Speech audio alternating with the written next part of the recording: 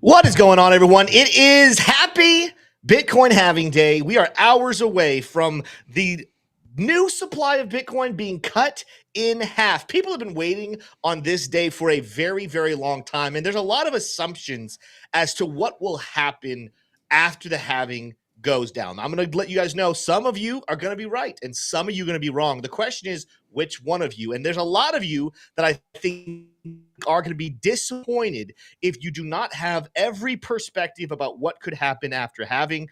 That is what we're going to cover in this video. We're going to prepare you for everything you need to know about crypto throughout the weekend and also what you need to be doing with your crypto investments, not only tonight, but over the next couple of weeks and months, because investing, we're not here to make money right this very second. We're here for the long haul. With that said, we're the investing bros. T Shroom, run that intro.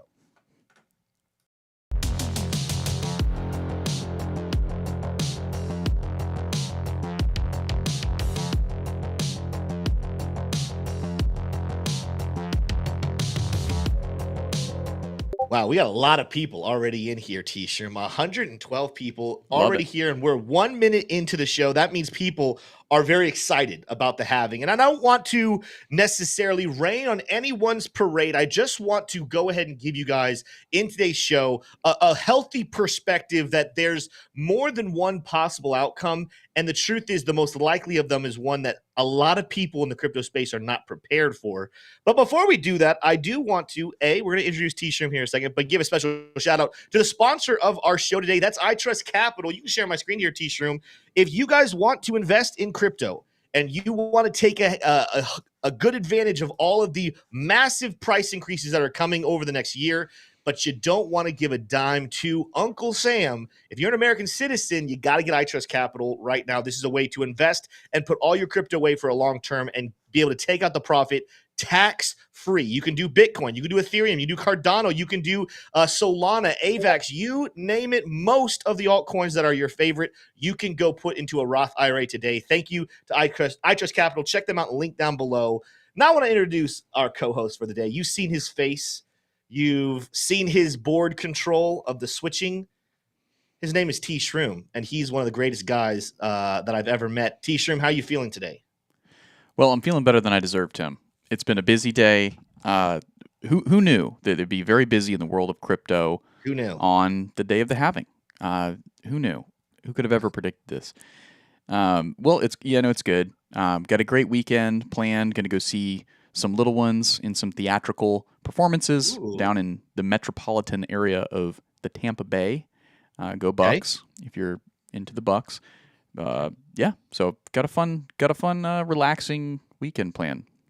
Good, very good. Yeah, I got me and Tay. We have some friends. We're gonna do some dinner plans with friends tonight, and then we'll have our Saturday show. Are you gonna be here for the Saturday show, or is that my one-man band tomorrow? Well, Tim, I am absolutely gonna be here for the Saturday show to party down. And Tim, tonight we will be going live. Crux of Crypto and Army Piper. We will be going live at 9 p.m. Eastern Standard Time to cover what, you might wonder? Oh. It's to cover the Bitcoin halving countdown. So 9 p.m., it looks like it's going to be happening around 9:20 tonight. So we'll be there. And Piper tells me that he actually has access to somebody's Bitcoin node. So be able to see the visualization there of that transformation into a whole new halving. Very cool. Very cool. Yeah. I'm hoping to be able to make it, maybe not at the very beginning, but maybe the back half, depending on how long you guys are live. Like I said, weeks ago, my wife, she looked at my calendar and she said, Bitcoin halving day? I don't think so. I'm scheduling a dinner date. So I'm going to have to talk with her afterwards about priorities in life. Just kidding. I'm very excited. Is the dinner date with friends? Yeah, it's with some friends that we haven't spent time with in a little while. So it's going to be fun. Okay. It's going to be fun. But anyway, we're not here to talk about dinner dates and the Tampa Bay Buccaneers. I'm not. Oh, you're not? I was. Okay. Well, let's go ahead and get into some crypto. Before we do that, though, we do have to get our quote of the day. Have not had our quote of the day just yet. And then we'll get into some crypto talk. The first motif in today's theme, you'll be picking up on it here. Only he can be a leader who never loses hope. This is from Mahatma Gandhi. Name is blocked here behind me, but rest assured, it is Mahatma Gandhi there. who's accredited with this, and many other very famous, very widely proliferated quotes. So very good. I like that quote. Yeah, leaders can never give up. Once you give up, step down. Let somebody else take the leads for just a little bit of time. Let's go ahead and lead ourselves over to CoinMarketCap here, T-shirt. See what I did there? There we go. Thank you for that. Bitcoin slightly up here in the last 24 hours. Nothing crazy, but we did see a brief touching of one of us. I don't know if it's one 66,000 last night. That's slightly above some areas we talked about on the show yesterday. We have cooled off just a little bit. We'll take a look at those charts and see what's going on there. But we are up from yesterday's show. Ethereum's up slightly as well. BNB is up. Solana had a good little day. We're looking at potential area of $150 could get revisited here in the next couple of hours. Keep an eye on that one. XRP is a little bit up for the day. Cardano is up 4%. Actually, Cardano looks like the biggest gainer amongst the top 10. But speaking of biggest gainers, it's not just the top 10 moving. What else is happening in the top 100? Dog with hat. I'm not going to say everyone's, but a lot of people's favorite meme coin as of late. It is up 16%. We have not seen any crazy days like we have in weeks past with like Dog with Hat going up 50, 60, 70% within a couple of hours. But it does have some nice little gains today after being in the red for the last couple. Thorchain or Rune is up 13. Sui is up again. ICP making a little bounce back up closer towards $14 today. Athena is up. Arweave, Celestia, Jupiter, Uniswap. Got a lot of green here today, but there is some red, believe it or not, and those red ones leading the pack. Ondo, that's a coin that we do like here. We're big on Ondo in the future, but just not today. Not today. It is down in the last 24 hours. Same as Toncoin, one of our bigger movers recently into the top 10, jumping both Cardano and what was the other? I think it jumped Dogecoin, to get to that 8th ranking. Maker as well as down. Core is down. The good news is these are down. Oh, Caspa too, and the biggest losers, but not very much so. The biggest loser only being down 4% and is ranked number 73. It tells you that today overwhelmingly has been more bullish than bearish. So that's kind of wrapping our market cap open. We got some super chat stuff going on here, T-Shrew. And we had earlier Warrior 4588X gifted 5 memberships. Zachary Martin got a renewal of his. I think he said later in the comments, he's like, I didn't even know mine was expiring until I just got a new one. That's cool. Sergio, welcome to the members. Crypto King, Papa Gruth, and Buy Link username. He changed his name. Username changed his name. He comes in here every day talking about Chainlink. Never a bad day to buy some more Chainlink. But shout out to all of you new members. Make sure to take advantage of Wednesdays. We have a members only stream every Wednesday on our Discord. You do need to connect your membership over into Discord. There's instructions, I believe, on how to do that down below. But RDXP1 says to celebrate the halving. Thanks, everybody. Thank you for that donation. RDXRP1. With that said, T-Shrew, anything you want to say to the folks before we jump into some charts? I just want to say that you're all very beautiful, and I really appreciate you guys smashing the like button. Go make sure that you do that, especially if you're a longtime bro and you're sitting there, you're eating your ramen, whatever, or eating your steak because you're in the profit, baby. Whatever it is, put it down. Put down the controller. You're playing FIFA, whatever it is, and smash that like button. Let's get into the charts. Yeah, Jess Jim says there's no bad dad jokes, by the way. Oh, that's music to mine and T-Shroom's ears because we say them quite often. Let's check out what's happening here, guys. Like we said, Bitcoin had a little bit of a rally this morning. Remember, we talked about this channel, this sending channel that broke bullishly just a couple of days ago. We did have a little bit of a scare on, on Thursday, end of Thursday, today's Friday, so yesterday, where we lost that support once again. And even though candle bodies did close back below that descending yellow line, we quickly here this morning got back above. Briefly, on this chart, we didn't quite touch 66,000. I know that there were some charts that 66 was touched. On Coinbase, only made it to about 65,600, give or take. And now we have a little bit of a cool off in the last 2 hours. But this is to be expected. Just, again, some volatility leading into the halving event. That's what this vertical line right here, this green line, is representing. As T-Stream said in the intro, we are hours away. But we're going to do some TA. I'm going to start by just kind of showing you what the charts look like for the next couple of hours, next couple of days. But I want to make sure after that to then zoom out and prepare you guys for what you should be expecting now that we are officially at halving day. We got a lot of people across the internet saying that the Bitcoin halving is so bullish and Bitcoin price is going to hit a new all-time high within the next couple of hours, if not days. We have other people predicting that there's going to be a huge crash on Bitcoin. Ultimately, while no one knows 100%, there are things that history tells us about halving events that we're going to take a look at. And I'm going to give you guys my personal opinion. T-Shun will give you his personal opinion. We might agree, we might disagree. Ultimately, we're going to tell you what we think and why we think it so that you can continue to think for yourself and make that decision all about what you want to do with your money. Let's take a look at the next couple of hours, though, here, T-Shroom, and see what Lux Algo is saying. Now, remember, I've made this call to our community members first, our trading members who are in our VIP trading group. To get in there, you do need to purchase Lux Algo. They are a sponsor of our channel, but also the #1 trading tool out there. If you purchase with a link down below, you get into our trading group. I told you guys, keep an eye on anywhere between, I did say the bottom of the smart trail concept somewhere on 64,500, but I said keep an eye on 65,500 at the top there where the smart trail line actually is. We kissed off of that line just perfectly. While the 4-hour chart does have a take profit a little bit higher, up closer into the range of 67,000, I was expecting this to be a level of at least short-term rejection, and it has played out there pretty beautifully from the 4-hour perspective. You take a look here at what we have going on. There's a couple things. I added another oscillator that I'm going to be tracking with you guys. Of course, you guys know I love the Lux Algo oscillator. This one is beautiful. After being under a beautiful buy order with a reversal dot, a bullish momentum, and a positive money flow. Again, yes, it's red, but it was going to the upside.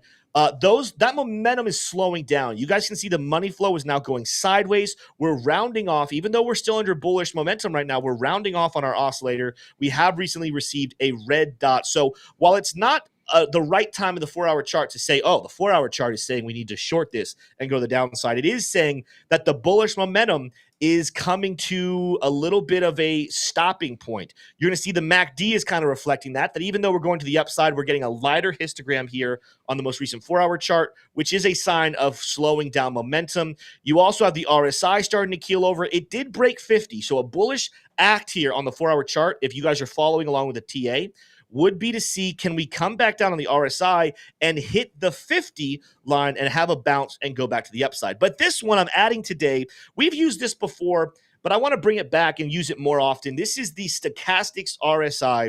And you're going to see with this one, it's a lot more volatile. You can see constant up and down, up and down. Occasionally, you have some reversals in the middle, but more often than not, you get to a level of being overextended to the upside and overextended to the downside. Well, what we have here more recently, like I told you, the oscillators are kind of a mixed bag, kind of saying, yes, we were bullish, but that might be coming to an end. Stochastics has just set in with the price action having a higher high, a lower high on an overextended Stochastics RSI, which does usually communicate, as you can see, that price should move to the downside. Doesn't mean we have to go down very, very far.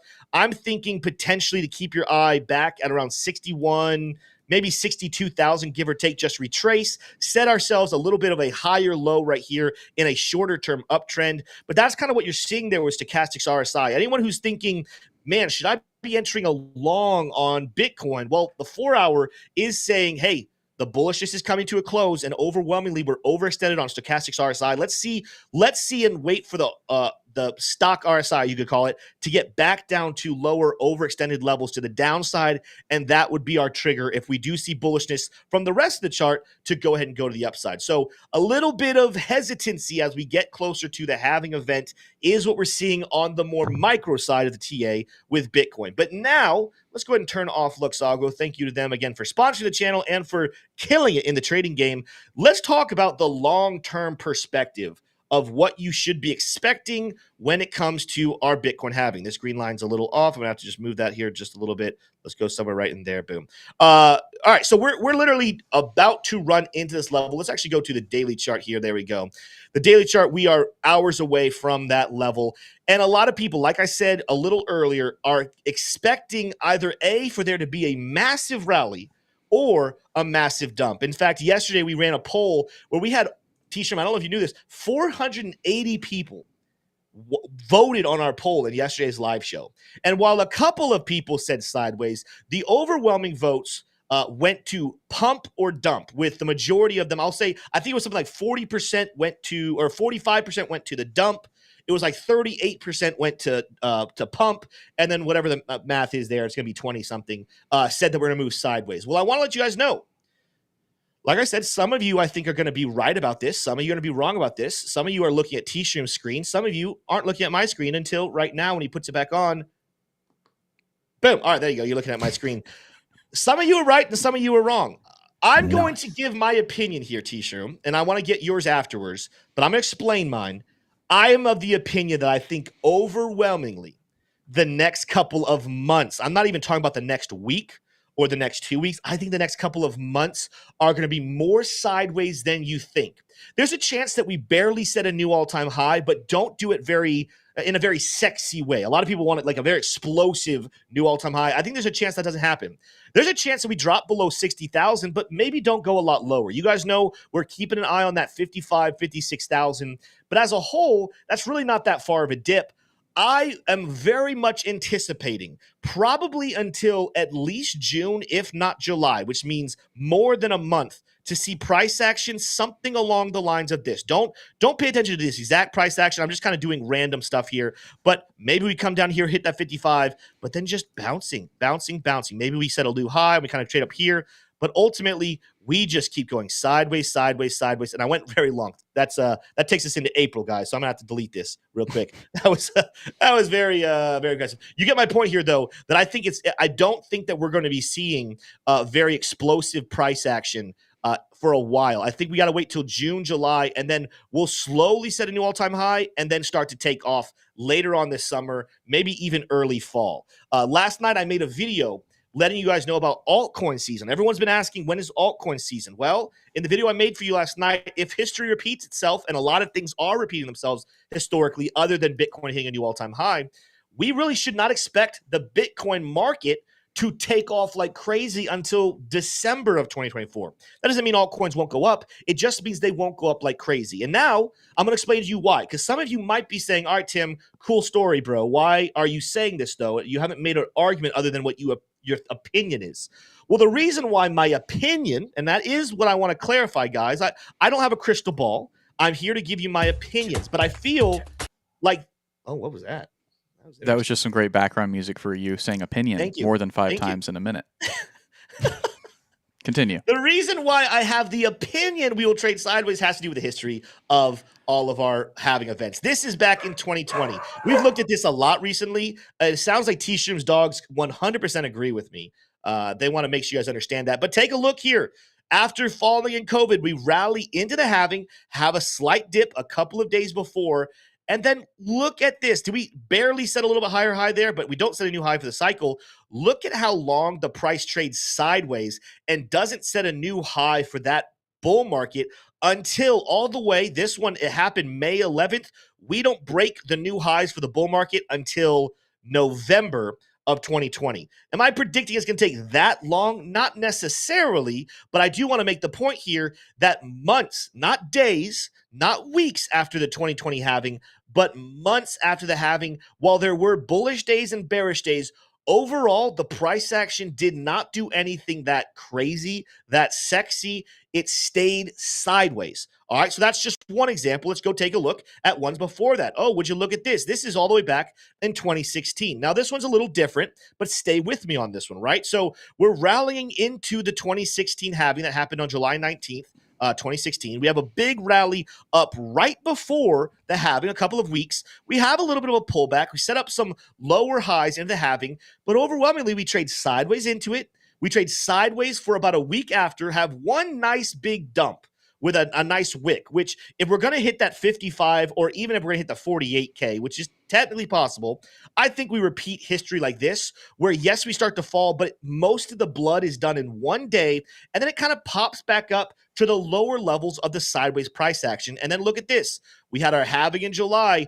When does price action start to get more aggressive and set new highs? It doesn't happen until December of 2016. So again, July to December, multiple months of boring sideways action Couple of really bloody days, a couple of bullish days, but overwhelmingly sideways action months after the halving event. Let's go to the first ever one, and then I promise you guys we're going to take a break, and I'm going to get T-Shroom's opinion. This was one of the quickest ones as a whole, but take a look here. We rally in the bull market a couple of months before the halving in August of 2012. We come up here high. We get to a whopping $15.31, T-Shroom. What a bullish call there for Bitcoin. But then we trade sideways into the halving. We get to our halving event in November of November 2012, and then check it out. Nothing but boring sideways action all the way until we break new highs in January of 2013. Like I said, that was one of the quicker ones, only 3 months, but you get my point here. At the shortest, historically, we have traded sideways and not set new bull highs for 3 months at the least. Longer term ones, probably 4 to 5 to 6 months. I'm of the opinion, I think this one follows probably the earliest. I think there is so much bullish action. I don't think we go much longer than 3 months before that starts to catch up. However, I want to prepare you guys because there's so many people right now saying, guys, just wait for the Bitcoin halving. When that happens, we're taking off to new highs. And in reality, a lot of you are going to be disappointed and bored when for the next couple of months, we're not talking about 75,000 to 80,000. We're not talking about 40,000 down to 30,000. It's going to be very boring, very sideways price action while the market does an accumulation phase. Those of you who love to study Wyckoff, I don't think it's going to be distribution. It'll be another mid-bull market accumulation. It's going to get boring. You're going to get frustrated, but this is the most beautiful time to keep DCAing and adding to your positions, not just of Bitcoin, but also some of your favorite alts. Because when the market gets going, and again, I'm going to predict sometime earliest June, but probably July, August, September area, Bitcoin will start to move. Alts will slowly drag behind. And then in December, Bitcoin will still be rallying, but altcoins are going to take off like a firecracker. You do not want to wait until December to be adding these cryptos to your bags. You want to utilize the boring price action. When all of the normies and the weekends leave because there's just not enough price action for them, they're not making enough money day in and day out, they're going to leave and allow you, the smart investors, to continue to gobble up all of the supply of Bitcoin and altcoins and then reap the rewards here in about 12 to 18 months when the bull market goes crazy. T-Shroom, that is my opinion, my prediction for what we're looking at over the next couple of months post Bitcoin halving. What about you? What is your opinion on price action moving forward? I mean, I think sideways is a good bet, right? Let me show you guys what I've been kind of clocking in on. And I did a lot of my TA this morning on the 9 a.m. stream, but this is kind of what I've been looking at, right? Is actually on the 4 hour, I've been taking a look here at the midline of the Bollinger Band, surprise, surprise, and kind of just watching the price dynamic there. We were able, we rejected 3 times off of the midline of the Bollinger Band. The first time was here, and then we didn't even, we tried to make an attempt, didn't even get up to it back here as late as April 13th. We finally were able to slice through it in this last push recently. That kind of correlated with some de-escalation in the Middle Eastern tensions. But then we got that final wick last night to the downside. I would down to 59.6 before we've pushed up, and we've briefly gotten up above this. What I think is a very important level of 64,800. This, if you go to a monthly chart. This correlates with the wick high back from 2021 on April 1st. Well, to the day. I mean, this is a monthly chart. So back in April of 2021, this wick high put in a high of 64,800. That is right now really the level that we're playing with, zooming back down on the 4 hour. And in my opinion, this is also, I'll go back to the monthly chart. Sorry. This is also really important because if the April monthly candlestick, we could get a close above that. And I think that would be very, very bullish. Right now, we have wicked pretty far down to the downside of 59.5, right? But this whole candlestick has seen a 17% drawdown. Now there's been a resumption, and I would really like to see, and we're halfway through the month, but this red candlestick, it can be red. I think that's fine because we need to signal to investors that there's been kind of a reset, that the exhaustion that from the bull market has been adequately addressed. And there's been a little bit of a reset. But going back down to the 4-hour, this 64.8 level really is kind of what is in contention right now. That's the battleground, at least right now. So that's what I've been keeping my eye on. I think from here on out, if we just go back out to the daily, I think the fibs start to come back into play a little more. So if I could turn those on, I've got a fib extension drawn out. We were unable to stay here in the platinum pocket, but this is really where we topped out, and we were able to get the all-time high, the new all-time highs here, right? I think dropping back out of that, coming down, even slicing through again that 64.8 level, but not getting back to the golden pocket, that leaves that I kind of gave it away there. That kind of leaves the golden pocket to be retapped, and that brings us back down and brings 58.5 back into the equation. I think I'm not seeing a lot of strength right now in this move, right? Really, from the candle body close back here, when we drop down below the midline of the Bollinger Band on the 4-hour to where we are now, is only a 5% move. And for Bitcoin, we know obviously has a lot more juice, has a much stronger engine, so to speak. So there's just the buyers are not there. The buyer enthusiasm's not there. Why? Not because the buy thesis has changed for Bitcoin. That hasn't changed, right? What has changed is that the buyers are sitting there like, well, if I can get this lower, I'm going to wait. And just judging by the lack of strength here in this move higher, I think that we do probably come back down and at least tickle the top of the golden pocket here at 58.5. And then if there's further weakness there, then maybe we drop down to 56.4. And the rest could be history. We could see a 55. We could see a 50K. I think that's something that could potentially be in the cards. But what I'd like to see is just the rest of the day, in through the weekend, just powerful candlesticks coming up and finding support above 64.8. Because if we can't do that, then that's signaling to the market that really we need to probably have price discovery quite a bit lower. And that we're not able to find support here just merely off of the previous bull market highs. Now we've put in new highs, so overall, I'm very confident that we're in the bull market. Right? There's no question about that. We literally weeks ago put in an all-time high for Bitcoin. Bitcoin is being valued by the market higher than it ever has in this moment. Right? In this like 3-month trading period. Right? But that doesn't mean that we can't go and test to the downside to try to scoop up some lower prices for big institutions. So that's kind of my forecast. I'm not really thinking too much, bearish. I am thinking that the bulls will kind of rotate back in, and the reason why is because we are starting to see the mainstream media picking up the Bitcoin halving. Kind of seeing right now, today is important, right? Because, the CNNs of the world, the CBSs, the ABCs, the real mainstream stuff is picking up, the Bitcoin halving, and they're getting data back. Do people care?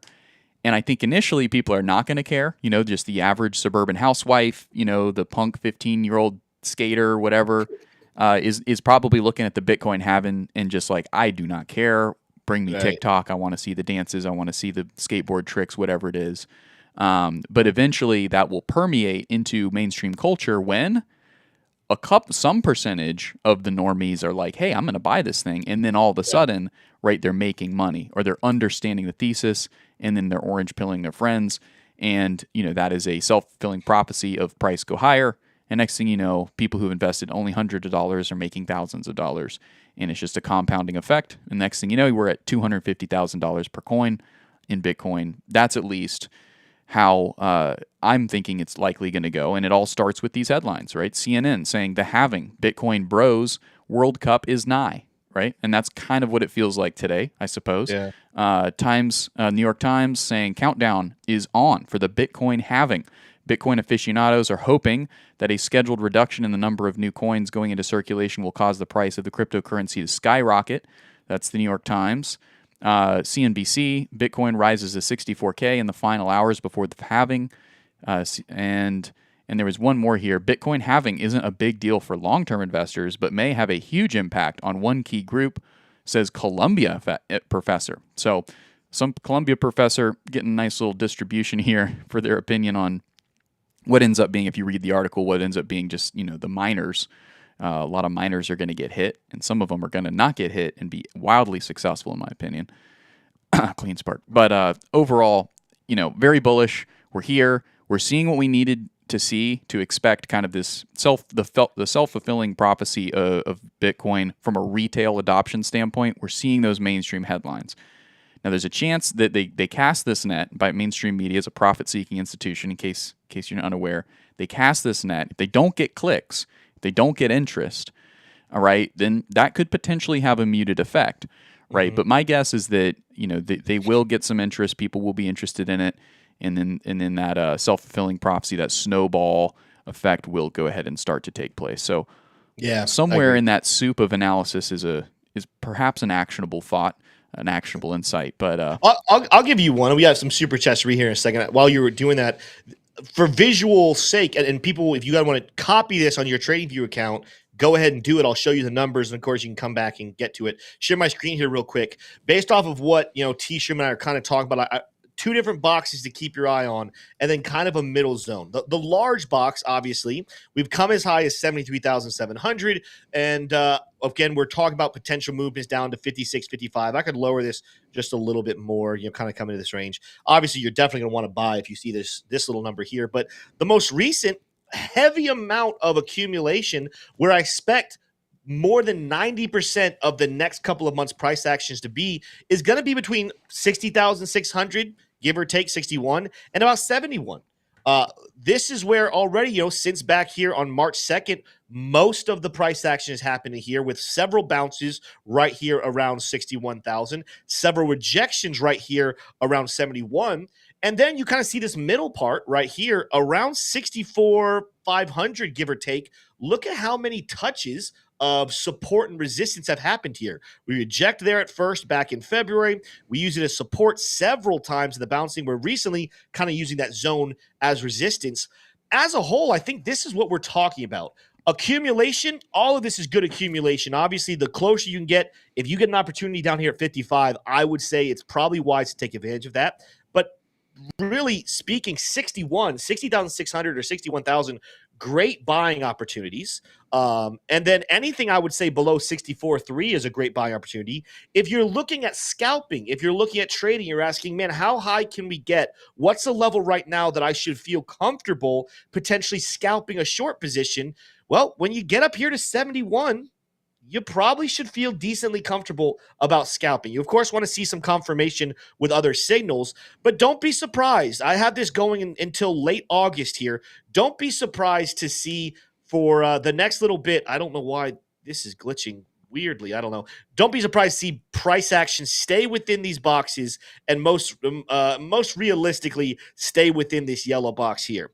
Now, let's go ahead and take a look here at some super chats. We got T-Shroom, CBD Suddy gave us $5. Shout out to CBD Study, first of all, one of the OGs. That's a name I recognize since before the channel even existed. Said, when the halving comes around, I know where to come. Much love, guys. Well, much love to you, CBD Study. Glad to have you here.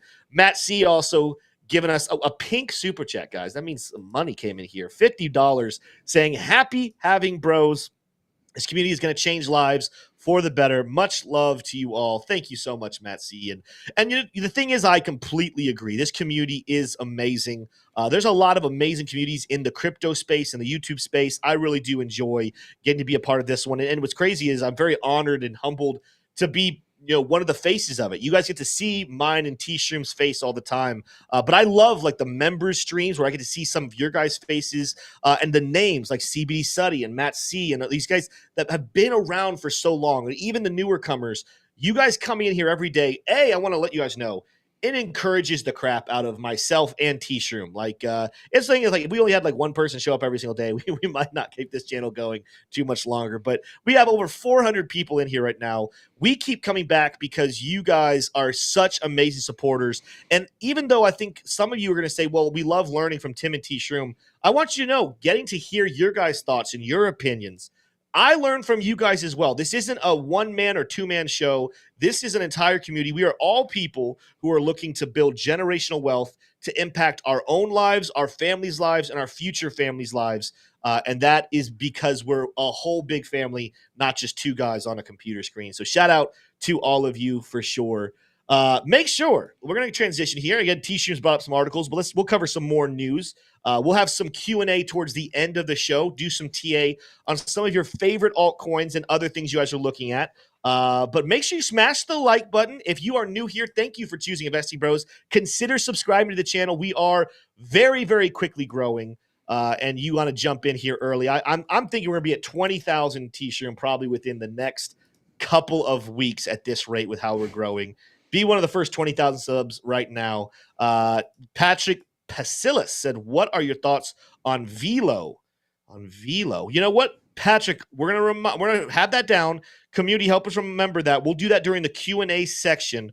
I don't have any thoughts off the top of my head, so I'm going to wait till the end, and then we'll take a look at the charts. T-Shroom will take a look at some tokenomics and different things, and we'll kind of give you a brief thought. I mean, we're not going to be able to give you the most impactful, like well thought through one, but just initial evaluation of charts and tokenomics. We can give you a rough opinion there, Patrick. Thank you for that super chat. All right, T-Shroom, what do you got for us? Is there more news stories to cover? Was the articles you had kind of the majority of it? No, though, I just had those as kind of a curation of what the Good. mainstream media palette is right now in terms of what is being exposed about the Bitcoin halving to the normies out there. And, believe it or not, the average person does not tune in to a crypto YouTube channel like this at all. Even the biggest ones that are in the millions of subscribers, the average person, again, does not tune in, at least in this phase of the market. That will reach probably 60 to 80% of the normies in the world, right, that have access to the internet are probably going to tune in to a channel, maybe something like this, and get a much more in-depth educational experience about what Bitcoin is, who are the types of people invested in it, what they can expect about price action going into the future, when to buy, when to sell, those types of things. But for the most part, people are just understanding what even Bitcoin is. I had a conversation a couple weeks ago with one of my fiance's coworkers, you could say. And, I got probably 4 or 5 minutes into explaining how the U.S. government sucks, and that's why Bitcoin has had a lot of success, the U.S. government in terms of fiscal policy and printing, and on the monetary side, policy as well, printing the dollar into oblivion. And when I stopped talking about it, she goes, so Bitcoin's like a digital currency. And I was like, oh yeah, that's right. So you had to come back to the basics. A lot of people just do not have any concept of Bitcoin, much less the computational phenomenon that is the Bitcoin halving, which, by the way, only 5 hours and 30 minutes away. It's coming. Speaking of normies, let's get into normie news. Biggest of which is that Indians are voting in a huge election dominated by issues such as jobs, Hindu pride, and Narendra Modi, the incumbent. Now, we're not going to cover this too much more in depth, but this is the theme for the day. Hint to what the factoid might be, Tim. But overall, the Indian election over there is the biggest in the world by population. So I have no insights. I have no skin in that game at all. But we're celebrating democracy with them, I suppose, today. So that's good to see, and that outcome could have some impacts on crypto. However, it's not really cut and dry which parties are pro crypto and what aren't. But if you have an opinion or a perspective to the contrary, feel free to let us know in the chat. That is how we can keep up with these types of things that aren't happening in our hemisphere. Another very unfortunate headline here, Tim. Tesla recalls Cybertruck over trapped pedal, issue seen in owner's viral TikTok video. So not what you'd want to see if you're waking up. Not what Tesla wants to see, no. Right, not what you want to see waking up in Elon Musk's bed this morning, but this is unfortunately what they're faced with. Now, recalls are not the end all, they're not the end of the world. You can definitely come back from it. But this is definitely not positive for Tesla, which really is definitely relevant because they hold a decent amount of Bitcoin. I believe they're the second or third largest holder of Bitcoin as U.S. corporations. So yeah, let's take a look at the chart here real quickly because this is something we were actually looking at just yesterday. Remember, we talked about the huge gap that came in. We're working on filling that gap. It was coming in right around 146, and that's exactly where price is. It has a slightly lower to go to officially fill it. Of course, this is also the take profit suggestion of the more recent sell order that came in back on March 4th. So Luxalgo again on top of this. We're getting to a level where if I didn't know about the news, T-Shroom, you would start saying, all right, Luxog's been calling this perfectly. Tesla's pretty much getting to where it needed to be to correct, and it looks like a good buy spot. It's one of those things, like, you hear that news, and that's not great news, and of course that's going to cost some people to be concerned. But I do want people to know, from a chart perspective, there are a lot of people, millions of people worldwide right now, who trade Tesla, who are looking at the charts and saying, all right, we've had that correction we were supposed to have. We're massively overextended. Take a look here on the daily stock RSI, down, very exposed, about to cross bullish. RSI was telling us we're 36% oversold. MACD is still negative, so let's see some grouping there. Same thing with the Lux oscillator. We've had a green reversal, but still a bearish oscillator, still negative money flow. So it's not necessarily a buy right now, but this is a chart that I would say, watch it today, and then we're going to have to close over the weekend, obviously, and then let's watch what happens on Monday. Do we see people potentially take advantage of a massively oversold Tesla stock right now, or do you continue with that news and say, they're recalling their Cybertrucks? That was a big deal. That could cost them some money. The stock price could continue to fall. We'll have to keep tracking that. But I just wanted you guys to see it from a chart perspective. We are overextended. Consider potentially, if you like Tesla long term, these are some good prices we see most recently. I haven't seen these prices since way back in January of 2023. So do with that information what you will. Absolutely. Well, I've got a couple of power charts here for the bros. I'm going to start off here with Bitcoin Archive, though, before we get to the charts, saying some people think Bitcoin won't hit 69K tonight. If the meme gods are awake, right, and they're playing along tonight at the stroke of midnight, it will be 420, right after the halving, and of course, Bitcoin never misses an opportunity to meme it up. So perhaps we'll get a 69 on 420. We'll see. We will see. I don't know. What do you think about that, Tim? Just the meme of it all. Do you think it's possible that we get up to 69? Tomorrow? Yeah, I mean, 69 fits within that zone. I mean, hold on, I'm not at it, but if you share my screen again for people who just jumped on, I literally here within the last 20 minutes drew this zone that you guys should be watching now for the next couple of months, and the top end is up towards 71. So could Bitcoin make a little shot up here to 69,000? It could. If I was a betting man, which I do trade, but I don't call that betting, but if I was a betting man, I would not bet on that. But to say, is it possible? Absolutely, it's possible, and stays within that nice tight range that I'm expecting it to continue for the next 3 to 4 months. Yeah. Excellent. All right. Well, let's move on into these powerful charts here, Tim. The first one is from the Gold Prairie. Like that account for sure. High probability that Bitcoin local low is in. See how we wicked/bounced off the 100 MA. Very important in a bull market on the USD to gold chart. So check this out here, Tim. You can see that on that 100-day moving average, we have just tapped it, found support, wicked on down. Most people are not going to be taking a look at this chart, but this is the Bitcoin to gold. So that's what's going on there. And this is the weekly chart, I believe. Yes, so the weekly chart, 1 week. And that's pretty interesting. Tim, any thoughts on this one? But yeah, ultimately, that's a bullish chart, guys. I need to look. What's the ticker for that chart? Does it say? It's BTC USD / gold, GOLD. So I guess that'll come up on TradingView. I'm not sure how he generated. I mean, that. it's a weird one for sure. Yeah. See, I'm not getting. Yeah, I don't know. I'll look into it because that's not what I'm looking at right here. Let me look in to see if I can get that chart, take a look at it to break down the technicals. But even if, with all the things, I'll bring it back up just so people can see it as I say it. Take a look here, guys.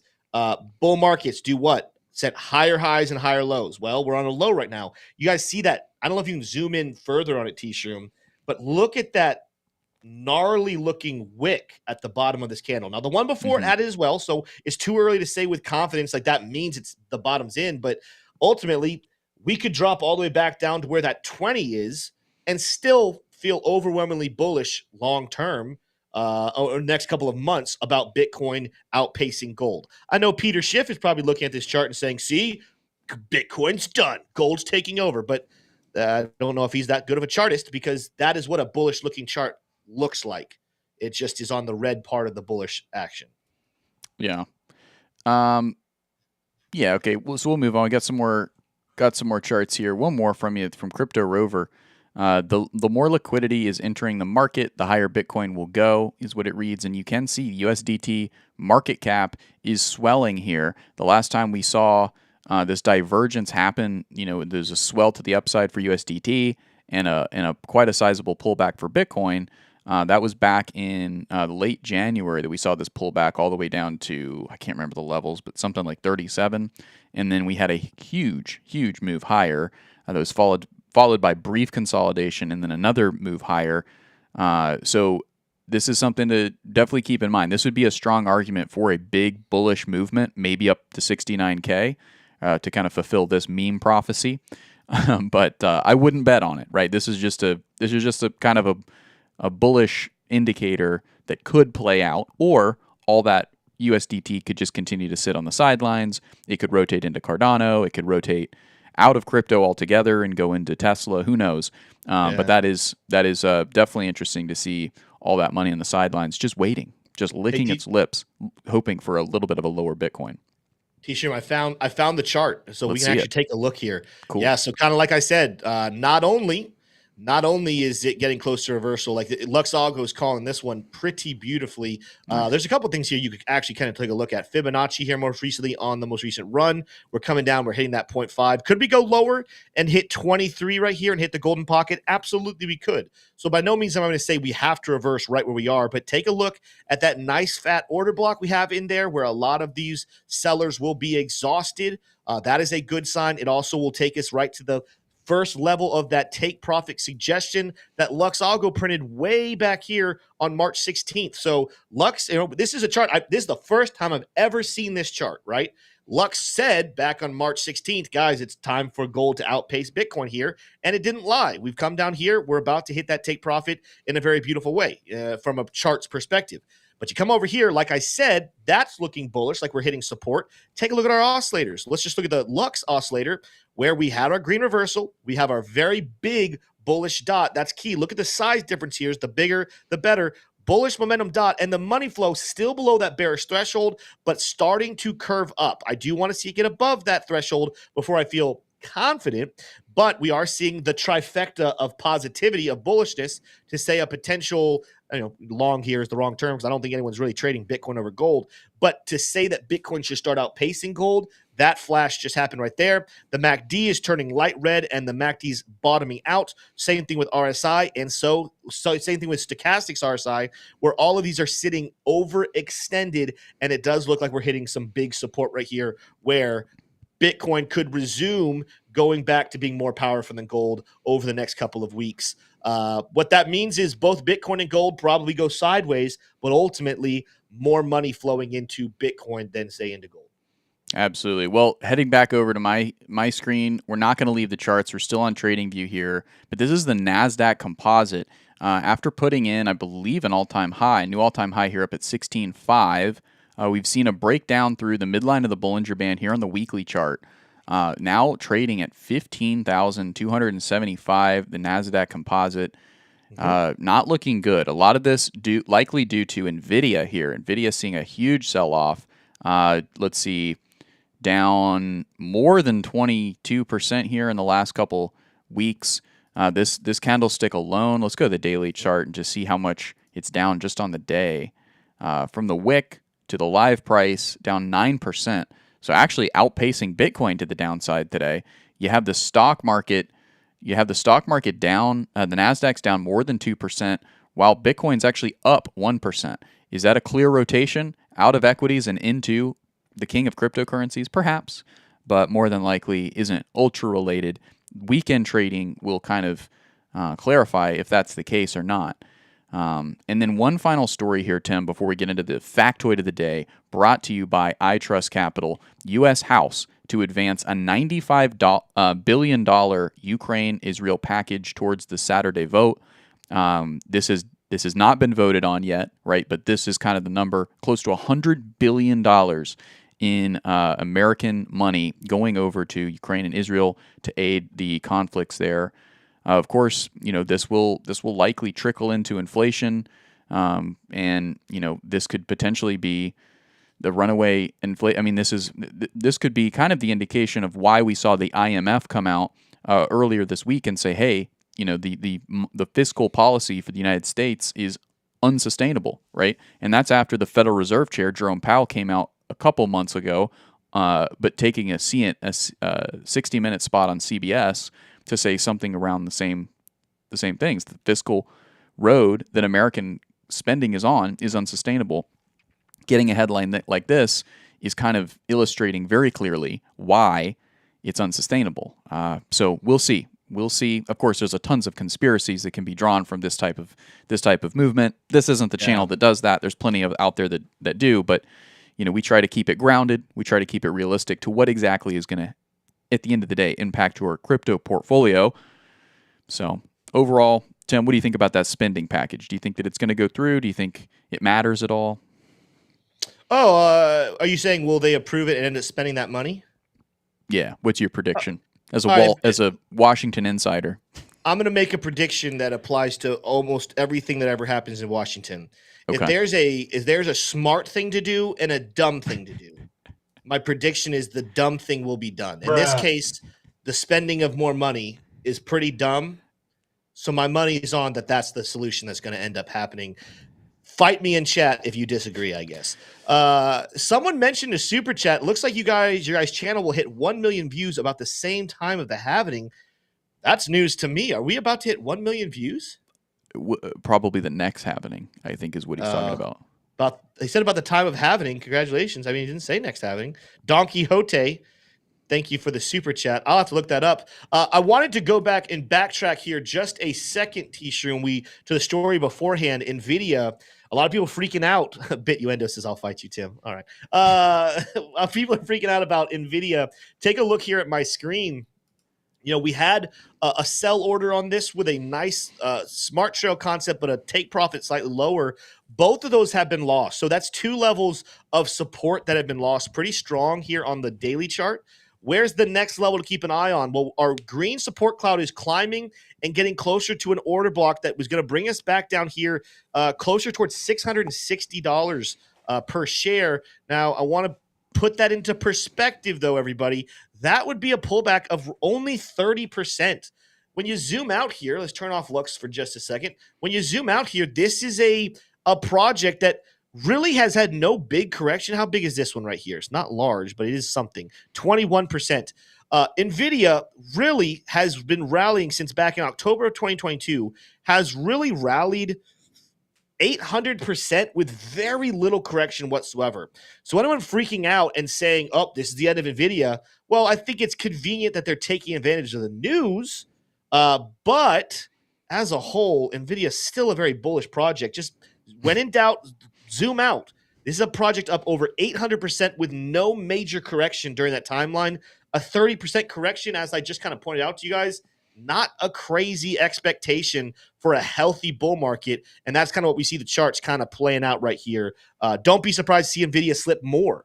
But if I'm a buyer of Nvidia, if I've been looking for another good entry, 663, 660 area looks like a good opportunity to get in on Nvidia. Not as good as a year ago, not as good as 2 years ago, but it's better than 2 weeks ago, honestly. So not really that bad of a chart. If people are freaking out, just zoom out before you freak out. Yeah. Tim, I must say, in addition to Microsoft and a bunch of Bitcoin mining stocks, Nvidia is actually one of the only other stocks I own, and my entry is literally the levels that we're testing today. So I'm now officially back in negative on my Nvidia. I waited a very long time to get exposure, but I didn't want to wait any longer. So not very much in Nvidia, thank God. But we'll see. If we go lower, I might expand my position in old Nvidia.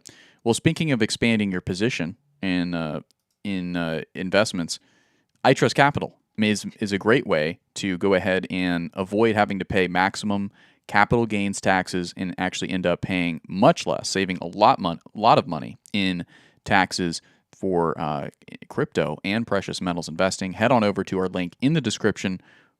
We trust iTrust, and we think that you're going to love trusting iTrust as well. Tim, let's go ahead and get into the factoid of the day. Brought to you by iTrust. It is this. What is the capital of India? Is it this? Is it A, Thiruvananthapuram, which is a real city? Is it B, Calcutta, C, Mumbai, or D, New Delhi? Yeah, so I think you found out yesterday, everybody, that one of my gaps of knowledge is Asian geography. I thought that Mongolia was part of China, so I'm going to start off by saying I don't have a great chance of getting this correct. I'm very familiar with the city. I'm familiar sound-wise with the names Mumbai, India, and New Delhi, India. I think it's New Delhi, but I could be very wrong. Is New Delhi's either the capital or the most populated city? But let's go with New Delhi. He's locking in New Delhi, folks. Let's see if he's right. Bros, we've got another winner here. Okay. Here's India, in case you didn't know, on the old world map there. And the capital is indeed New Delhi. And the largest city is Mumbai. So there you go. Very, very cool.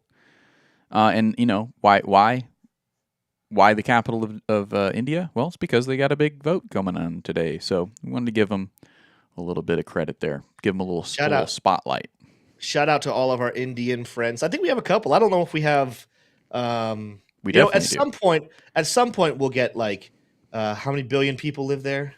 Like 3 or 4 or something like that. At some point we'll have 3 billion Indian listeners. But for now, we might have 10, and I would love that. Shout out to all of our Indian friends. Not even 1.5 in 2022, so probably more than that now. But yeah, but maybe not 3.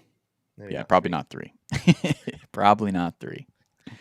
All right, well, let's go ahead and transition here, everybody. We've gotten a good amount of charts in. Go ahead and put your Q&A in chat. Do you guys want us to do some more charting here? Do you guys want to talk about other topics? I know some people coming in late.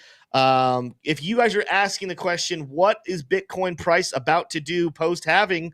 We answered all of that in like the first half hour of the show. So make sure to go back. There's some nuggets of gold in there, sprinkled with gold TA as well.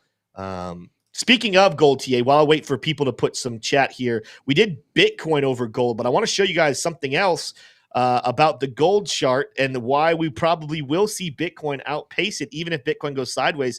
T-Shroom, take a look over here at my screen. Look at this. I mean, gold, all-time high, been slashing it. This is why Peter Schiff has such big britches. It's up really high. That's a good-looking chart. Now, forget the fact that if I actually were to attach a percentage of gains from that breaking of all-time high is only 17% up from breaking that resistance. That's not as fun to look at. But when I delete that and I just look at the chart, that's a really pretty looking chart. However, when you have a chart that looks like this with a lot of upward movement and no recent big correction, you got to start asking the question, when is the correction coming? Well, we've hit the take profit on the daily here with the gold trade. You guys can see MACD. Oh, goodness gracious. MACD is keeling over, coming back down. We have massive amount of buyers that have been in here for a while. You guys know what I say here when we have the Lux Algo oscillator showing massive buyers. That's very bullish right now, but with the recent reversals and bearish divergence and bearish momentum, these massive buyers will fall off a cliff, and when they do, so will the price.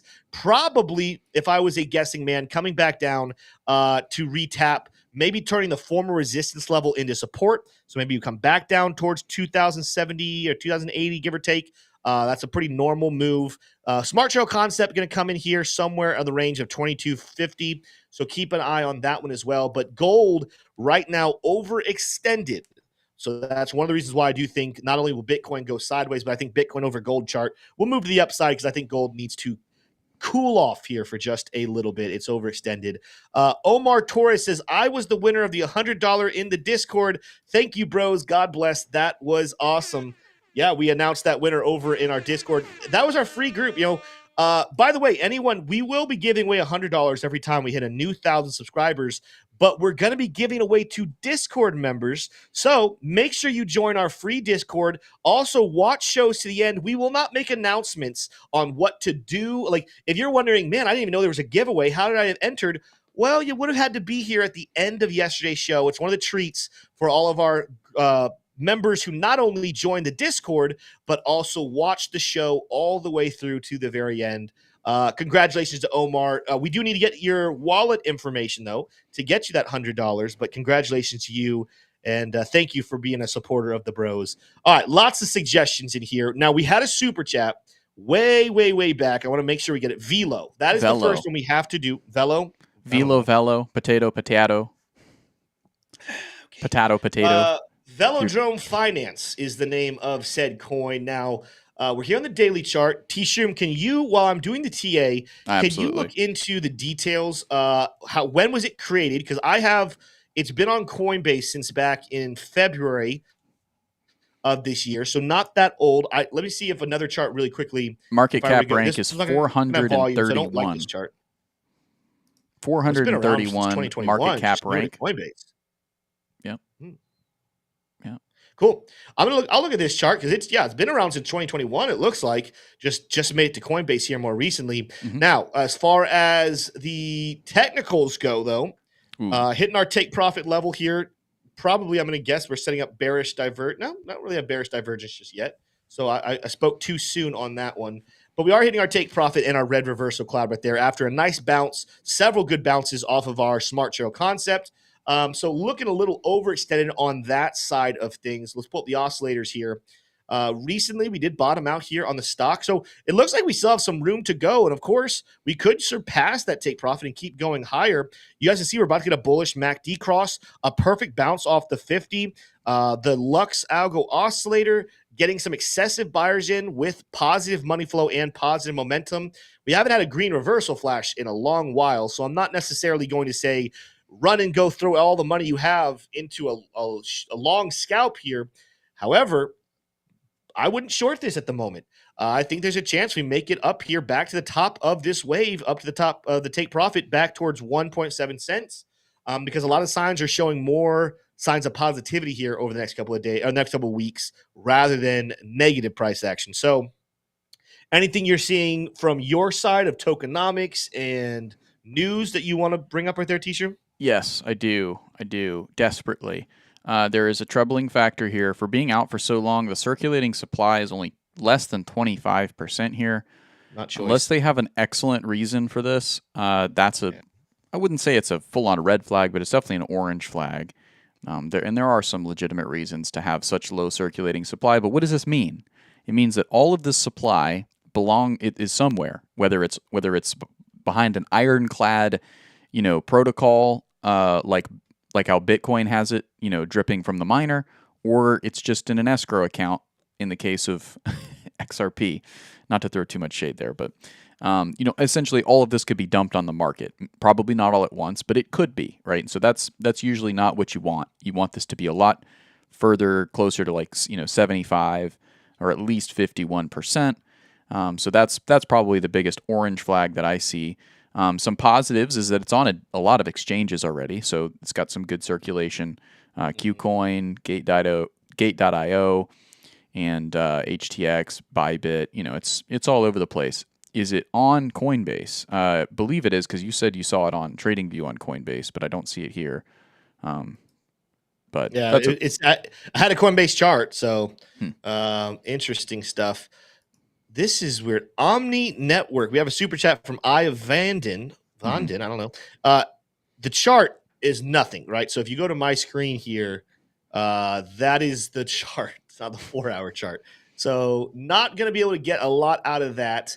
We're over here in Coin Market Cap. As T-Stream was just showing you, circulating supply, 10%. So not a lot of supply out there. Market cap, 260 million. Not bad for being a couple of days old, honestly. But this is definitely one. It's going to get up to, there's currently 10 million in circulation. And it can get up to 100 million.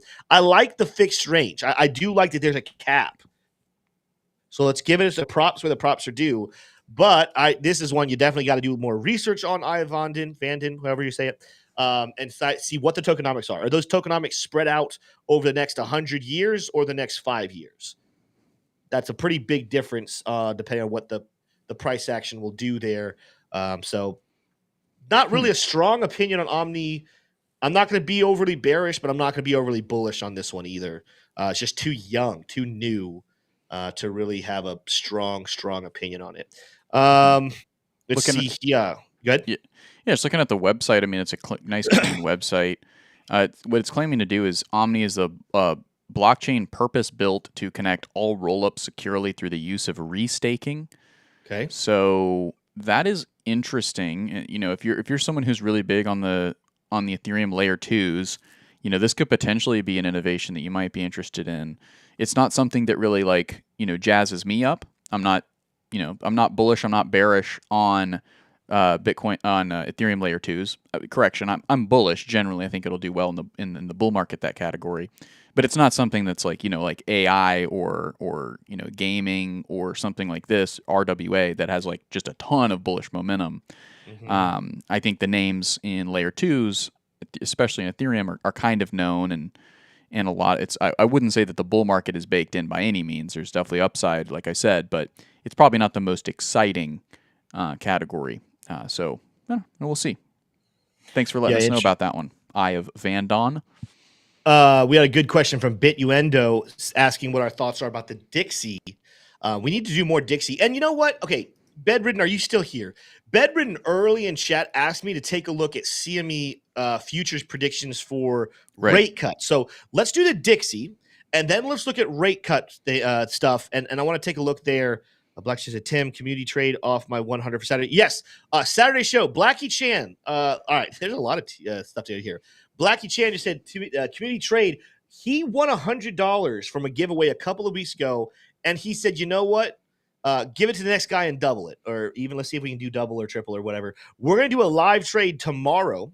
We're going to do a live trade with $100 of Blackie Chan's winnings, and then we will be giving that away to a lucky winner early next week. So make sure tomorrow, if you want to have some fun with us on Saturday and look at a community trade, maybe help vote on what we trade and how we trade it, we're going to be doing that tomorrow with $100. Thank you to Blackie Chan for that one. All right, let's take a look at Dixie here, T-Shroom. Now, he said it's starting to look like a keel over. Dixie's been climbing here, but again, before you freak out, this is going to be a new thing. I said today for the first time, but T-Shroom, we're going to get maybe a T-shirt or something with a before you freak out, zoom out.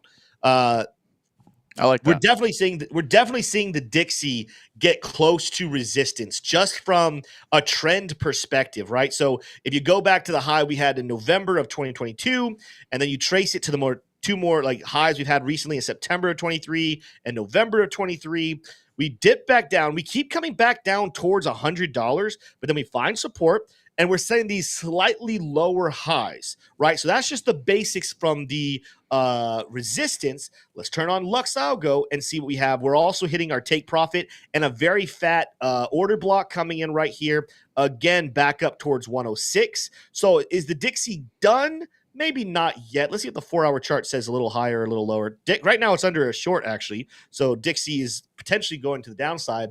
But on the daily chart, we've hit our take profit, could go a little bit higher here, but as a whole, we're very close to being ready to reject. You're seeing here on our oscillators, bearish divergence, the red reversal triangle, big bearish dot, money flow. If you zoom in and take a look at it, I'll call this sideways for now, but healing over and going downward, that's a very good sign for crypto, bad sign for the Dixie as we're sitting at resistance. The MACD is starting to curl over. We've been massively overbought. The stock RSI just topped out and is looking to come back down. So I agree 100%. Bituendo, Dixie does look like it's at or close to a level where it should reject and cool off here for just a little bit. Now, Bedridden, you are here. Yes, sweet. All right, let's take a look here. Speaking of the dollar, speaking of Dixie, we've talked for a long time. We used to look at this chart almost daily. We kind of stopped because it wasn't as important. But this is the chart from the CME FedWatch tool. This is their predicting when they think we'll get a rate cut. So right now, the next meeting will be in May. As it stands, based off of what we've seen recently, 96% of them are predicting that we're going to stay paused between 525 to 550. 4% say that we will have a rate cut. Very small amount. 0% saying we're going to hike rates. So that's a positive thing. Like, not enough people are giving this credit right now that we keep talking about when we're going to cut rates. Well, if inflation doesn't start going sideways or cooling off again, there's going to have to start being conversations about should we raise rates. But for now, May, it does not look like it's going to happen with a rate cut. A lot of, earlier at the beginning of the year / end of last year, a lot of the votes were saying June was when we were going to get our first rate cut. A lot of people were expecting June. Well, at this point, 80.6% are saying, nope, not in June. 19% are saying one rate cut, and then 0.1% is saying two rate cuts. So overwhelmingly, the answer is no. 80% saying we're going to stay paused here. Again, 0 say we raise the rates. Let's move on to July. We're getting closer here, but as a whole, 55% say we stay paused. 38% say that we're going to be cutting by 25 points, basis points, and then 6% saying two. Overwhelmingly, staying here. It is looking like right now CME is leaning towards not just 45%, but you're going to add that 45 plus 20 plus 2 are saying we're at least going to get one cut. 32% are still saying, though, and that's a pretty high percentage, are still saying we'll stay paused. It looks like November heats up, but we still have people predicting pause. Do we have anyone? Let's see. Yeah, man. I mean, there's and this is where I'm kind of at right now. I might find myself in this group. I'm asking the question, unless we see some positivity, and as T-Shim reported earlier, we're working on passing a bill to spend even more taxpayer dollars, which means they're really just going to print it and then affect your money. We're not doing the things we need to do as an economy to cut rates.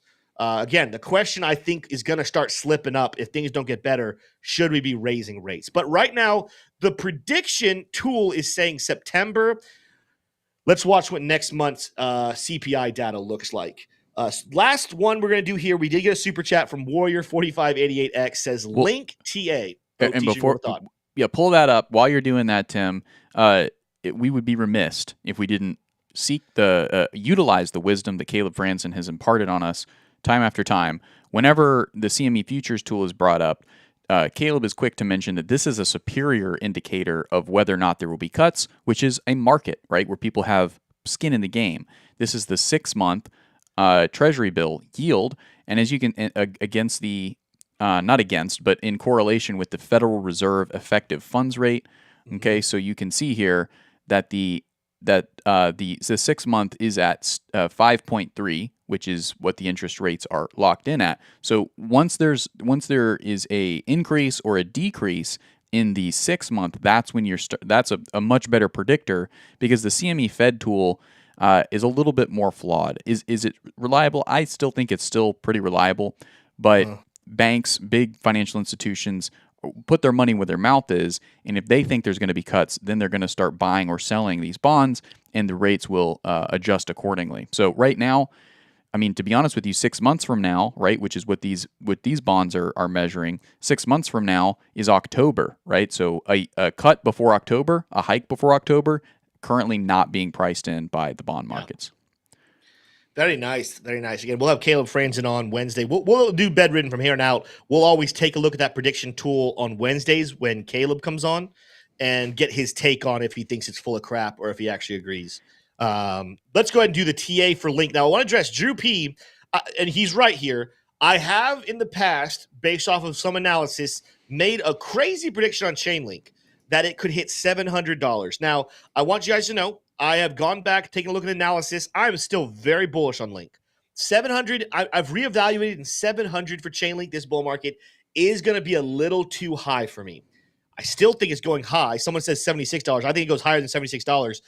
I'll tell you what, in the next couple of weeks, I will be reshooting my long-term bull market price prediction for Chainlink, and I'll give you guys the new number I'm looking at. But for our trading members, I started a new document where I'm going to be tracking all of my price predictions and updating. They now can see it. So if you're a trading VIP, which means either you were a member months ago and you're an OG member right there, one of our YouTube members, you guys get in there. Or if you purchase Lux Algo and get into our trading group, you'll also be able to get in there and see it. I'm not going to give away my new number, but our members do see that. Our trading group members do see that. Recently, I've done some TA here on Chainlink where I said the next time I'm going to buy Chainlink is if we hit $9.50. I do need to clarify some things. I'm not 100% certain that we get here. I think there's a decent chance we do. I have just bought enough Chainlink at this point between the prices. I bought a little bit up here towards 16. I bought a decent amount here towards $7, and I bought a good amount here at 13. I think I got about enough $13 Chainlink for the bull run. But if we do see $9.50, it'll be too good for me to pass up, and I will be purchasing more. So I want to make sure people understand, am I heavily 100% predicting $9.50? No. I have my reasons for it because that's former resistance that's never been turned into support. And I do think that potentially you could see Bitcoin go sideways with a lot of altcoins for the next couple of months, potentially going even lower. But I don't know that's 100%.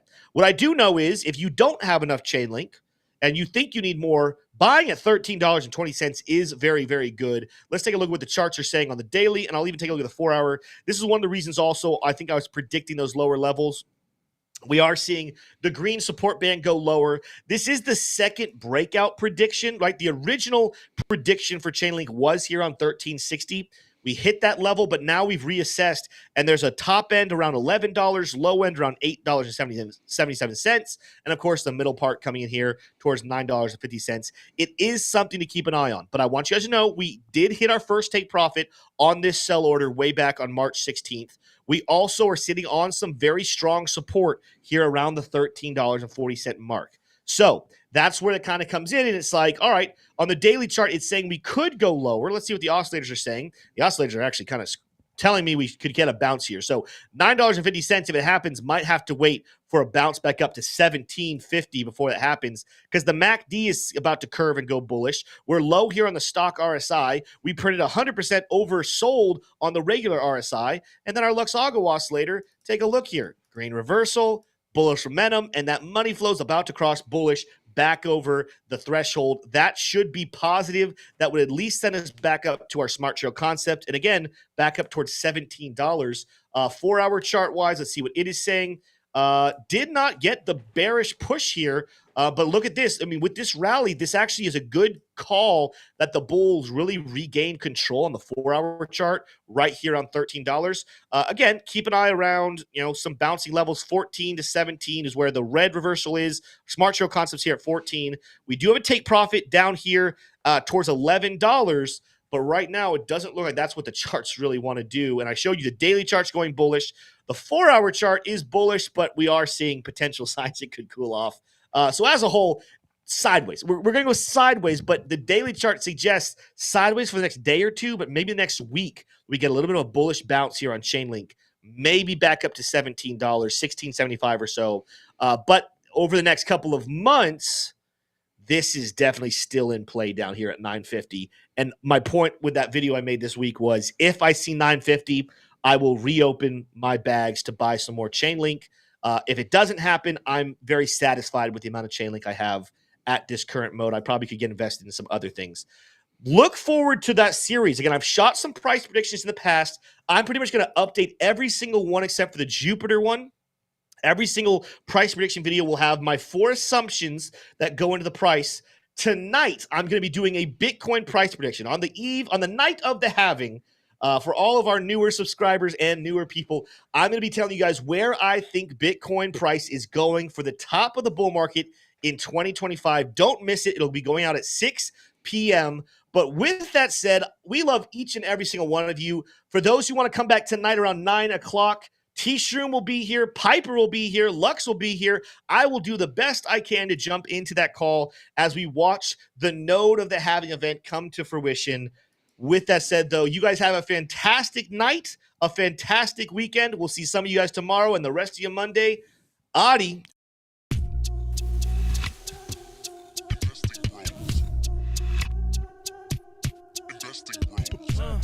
Trying to make paper, turn that better to cake. Money like Lego, connect the dots, stack bank. We are investing bros. We are investing bros. Army pipe, lethal on trade.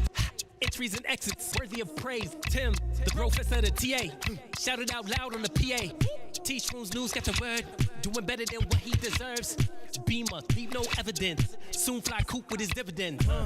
Trying to make paper, turn that better to cake. Money like Lego, connect the dots, stack bank.